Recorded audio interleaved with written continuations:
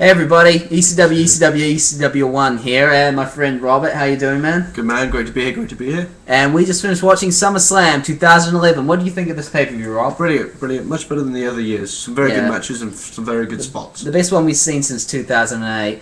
Anyway, we're thinking of doing a quick review on it, and of course we start off with the intro about CM Punk and John Cena. We saw that twice in the preview show, and we don't care, saw it like 4 times during this event, so bored us. Then we got like the American National Anthem, which we don't care about because we're not American. He's English, I'm New Zealander.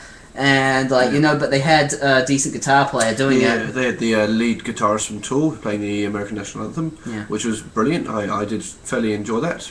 It's a change from like Kid Rock or some female singer who whines and moans. But it's like over 40. Enough about whining and moaning. Anyway, and we get the intro again, and then we get the fireworks going off, which is awesome, and we see the Awesome puffed up on the entrance, and so you point out, Miz is coming out. Miz comes out, thanks the crowd for giving him the opportunity to be here, and then R-Truth says, spiders begin with S, and you know what else begins with S? SummerSlam! And he goes on for a little bit. Then Alberto comes out, one of my personal favorites, as you all know, more on him later, and then of course Kofi Kingston, John Morrison, and Rey Mysterio, and then we found out it was a 3-on-3 tag match, and which had happened on the Monday previous. I didn't want to see that. I'd rather see an Intercontinental Championship. Yeah, instead of on TV, and of course R-Truth and John Morrison's feud just kind of ending on TV. I mean, it might continue, but whatever. Go on about the match, Rob. Okay, so first of all, I must admit probably the best spot was Miz using a new move. He used like a modified diamond cutter. Yeah, and of course, Kofi Kingston used a monkey flip to the Miz, which was also very good. Yeah. And then, I think at the ending we had the good guys doing their high-flying moves. And Ray hitting the 619, and then, his jump from the top turnbuckle and getting the win. And like you mentioned, Miz's new move there, I thought that was his new finisher. I'm actually looking forward to seeing that more. But they mentioned during the match that Ray will be versing on Raw this week, the winner of the match. But more on him later. We go back to Stephanie and CM Punk backstage, and it was pretty much like a Chris Jericho-Stephanie moment, which you'd love to see with CM Punk, especially after that last line where she tries to shake his hands and he goes like this. I know where that hand's been. But I mean, it sets itself up. CM Punk, PG now. Chris Jericho, Hooters, Stephanie McMahon, in the same room at Hooters in a PG environment. Anyway, and we go on to Mark Henry versus Sheamus, one of Mark Henry's better matches, but I think Sheamus kind of carried him. Sheamus has definitely improved over the years, after he got the belt, with bugger all build up. But whatever, we won't talk about that. Anyway, go on about the match, Rob. A couple of good spots. Mark Henry being caught on the ropes and Sheamus doing some clubbing blows to him, which I thought was, Sheamus type material. I mean, he couldn't really pick him up because, he's Mark Henry. Yeah, and of course, that kind of made, you could tell he was kind of getting over as a face because the crowd were counting, which they did on SmackDown too. And then probably a good finish was Mark Henry picking up Sheamus outside the ring, slamming him into the pole, throwing him through the barricade, which we haven't seen a barricade scene in a while, so that was pretty good. Yeah, I liked that as well. And then we, of course, move on to the second bit of music. And I don't know his name. I know he sings he sings the theme that they've been promoting for SummerSlam, and also "The Girl I Love, I Might Forget You." And I don't know. I actually hate the singer, but I didn't mind him. It was better than Kid Rock at WrestleMania 25. Yep. And we had Alicia Fox, Rosa Mendez, and the Bellas dancing around in the background. But I did think it was a pretty good thing having, a rock style at the start, then a soul jazz type afterwards. It's very culturally diversified. Yeah. I mean, all we need is England singing "Sweet Low Sweet Chariot," and then we could all be a happy PG show. Yay! And of course, those girls were background dancers, which is what they're good for. Yep. Anyway, we move on to Glamazon and Kelly. But before we talk about the match, you want to say something to the Glamazon? Get the outfit sorted. It was the worst wardrobe malfunction I've seen since Tori Wilson letting her nipples slip, which didn't happen, of course, because no one saw it. Thank you, ladies and gentlemen. Anyway, go on about the match, Rob. Okay, so more about the outfits. I'm sorry, I have to talk about the outfits some more. Okay, but quickly. As Cole would say, when Kelly jumped off the top rope, she was a flying candy cane. put it simply, this was more about fashion sense than an actual wrestling match. Yeah, but it was actually a better wrestling match than we've ever seen from Kelly. Exactly. I think the best thing was Glamazon did a modified torture rack, which I thought was pretty well done, and then obviously Kelly wins but with a roll up because she doesn't actually have a finisher, really, does she? No, it's like kind of when Santino was like an important character. He never really had a finish, did he? It was just kind of getting a cheap win. But though we're not talking about Santino anyway. Moving on, he's just flipping his paper there, and we get Jimmy Hart, R-Truth, and Jimmy Hart's like this. Hey man, you gotta think big, okay? Let me be your manager. Got someone to watch your back, okay? Protect you from those little Jimmys and the conspiracy. Don't think small, think big. Don't think little. Thanks, Jimmy. Little Jimmy. He's like kind of goes crazy and gets in an argument. There's a celebrity watching him from behind. I don't know who he is, and I'm gonna get like a lot of hate. How could you not know who that is? Because I don't care. But we move on to Barrett versus Bryan, your favorite match, and probably your most anticipated too. Yeah, I mean, very good. Current middle card should be upper class, but we want guys like Christian and Randy Orton because they've done years of experience, even though we don't tend to do that much anymore. We seem to always be looking for the new guy, yet we've got Christian and Randy Orton for the... And we push guys that we think without even properly building them up, but whatever, Yeah, 5 matches with Christian and Randy Orton. I'm sure we could have 7 or 8 at least. Yeah, going on till Hell in the Cell, probably. Exactly. Some very good matches by both... some very good moves by both wrestlers. Daniel Bryan using a Dragon Corkscrew, which I haven't seen for a while, as well as a surfboard, which hasn't been seen for a while as well. Barrett using a backbreaker combination and a flying forearm, which I thought was pretty good. And then also Daniel Bryan using about 8 or 10 kicks towards Wade Barrett. Because of his pads, you could actually hear the kicks, which I thought was we're actually hearing it now instead of the old slap on the knee or whatever.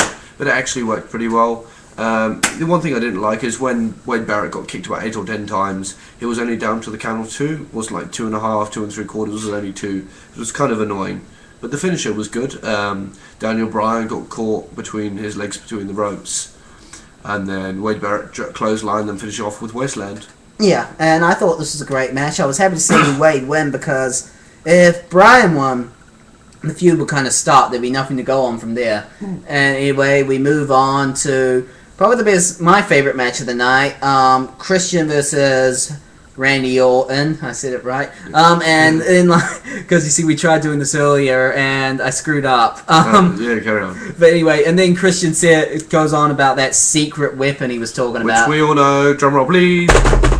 Edge! And he comes out and then, he doesn't do what Christian wants. He basically says, he doesn't like how he's become, and he's become, quote-unquote, whiny little bitch. Sounding like Vince there, but whatever. And then he just leaves, and the match starts. But he humps the ring first. Oh yeah. We got to have an Edge humping the ring, imagining Lita was there. But that's attitude that's in the past. We don't talk about it.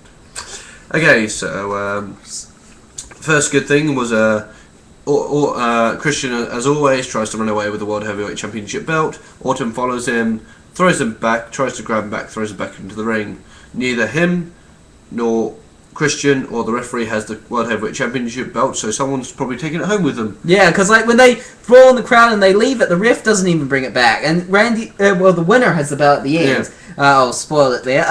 And we don't even know if that's the same belt for all we know. Yeah. Someone could have just nicked it and left. Hell, I probably would. Yeah. I mean, a couple of good spots in there. Christian choking Randy Orton with a kendo stick, which I've never seen before. Which I thought was pretty good, point on point. Memo to Randy Orton: set up the table first before you try to throw someone through it, otherwise it doesn't work. Yeah, it's flat and it's got a crack, and then he couldn't set it up later because one of the legs was broken. So as he do, puts it in the corner, which apparently has never been done before. Oh yeah, like using great initiative. We never seen this before. Lawler says exactly. That's just bullshit. And then we get these great spots like Randy Orton's worst enemy, steel steps. Wait.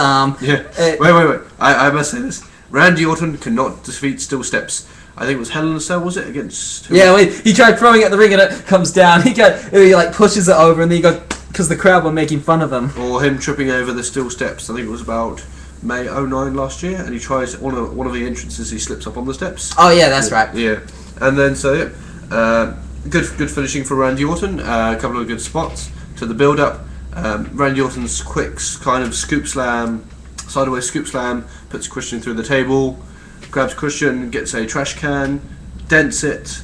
His DDTs him. Not before, Christian gets the advantage for a while, tries to RKO Orton through the Spanish and then said, well, yeah, the Spanish guys are back. Yeah, exactly. Been happy to see them. And then, he reverses it and he does the RKO and, now we know why they're back. And, and then Orton just dominated, smashes him through a table, smashes him through another table, beats him, and then he's going to RKO him on the steps, but then Christian hits him with a kendo stick. And I think that's the only offense he got left, and then he hits the RKO on the steps, and he wins it. And we all thought Christian was going to win, but it's probably going to go on till Hell in the Cell, or maybe even till Survivor Series in Madison Square Garden. God. But Christian still got to spit at Randy Orton in the face, so before just like a punt, we'll keep on using it. Yeah. Okay. And moving on to the for the 5th time, we saw the CM Punk Cena intro. That stupid xylophone signs they have, and we move on to our main event for the Undisputed title. Triple H is the referee, or enforcer, special enforcer, or whatever you want to call it. Well, yeah, but he refereed. Yeah. Okay.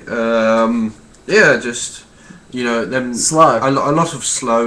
A lot of countering, which wasn't bad. It was mat based, but I've already seen mat based from Daniel Bryan and Wade Barrett, and then we get the brawl feel from Orton and Christian. So maybe that took away from it, but it definitely was not the same match as they had Money in the Bank. That's probably the match, I reckon, of 11.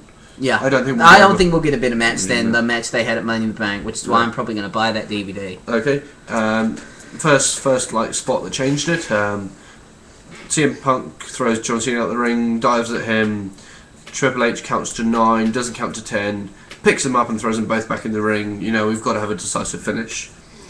John Cena throughout the matches uses the STFU 6 times. STF. Oh, sorry, STF PG, and he uses the AA only once, which is amazing for John Cena. And because they used it twice in the other match, and he kicks out, and then he hits the GTS, and he kicks out. Then there's a spot they both kind of. I think CM Punk does a flying move into Cena at the barricade, and Triple H counts to I've already said that. 9, and then they get you threw him, and he threw them in. And then we have the very good CM Punk elbow drop dedicated to Macho Man. Oh yeah, God, we miss you, Macho Man. By the way. Yeah. And then CM Punk hits the GTS. And then John Cena's leg is on the rope, but Triple H doesn't see it. And gets CM Punk wins. And I like how John Cena didn't spend ages bitching about it, and then probably didn't have time with all the filler of build-up. That's true. And then he talks, and then he leaves, and then Triple H tries to shake Punk's hand. Punk doesn't want to, but he raises his hand, and he's leaving. And then as he's leaving, Punk's celebrating with his awesome music. And then Kevin Nash, my favorite moment. Big surprise, yes, very big surprise. And he hits the jackknife, and then he leaves. Triple H is like, what are you doing here? And goes walking after him, and Kevin Nash goes running through the crowd, and then which I saw the next part I saw coming from a mile off. I didn't, but Alberto Del Rio comes. He cashes in his Money in the Bank. He pretty much just kicks. The thing that annoys me is he didn't use his. What's it called? Is a cross armbar. I don't think he has a name for it. Just an armbar. He didn't. He's been using that for months and months and months, and he wins with a kick. Yeah, I suppose that would have made more sense. And I'm actually disappointed. I think Alberto should have won at WrestleMania this year and maybe held it till the upcoming WrestleMania, or used his Money in the Bank at this WrestleMania. I'm kind of disappointed it happened at SummerSlam, but oh well. Yeah, I know. I mean, I'm happy he's got the belt. I hope he doesn't lose it quickly. I want Alberto to be a very long champion because he is just my absolute favorite right now. I know you're not a big fan of him, but I really like him. But what I want to see now is Kevin Nash kick John Cena's ass. And we want to see Kevin Nash kick John Cena's ass. Yeah, but also we think this is set up by Stephanie McMahon because we saw her, and she probably is the one who called for, Kevin Nash to do this. But anyway, that's our opinion. What did you think of the pay-per-view overall? Personally, I'd give it a 3.5 out of 5. I think I'd give it a 4. I'm not trying to upstage you. I know, but then again, brilliant new spots. Yeah. But Yeah, and Leeds 58, my father. Leeds 58 on YouTube loved it too. But anyway, we're running out of time here, so we'll say our goodbyes. This has been ECW, ECW1, and Robert Giles. And thanks for having me. No problem, man. And we'll see you guys next time. At the next pay-per-view. Well, we might not get Night of Champions. We'll probably get Hell in a Cell. But anyway, see you guys later. Peace.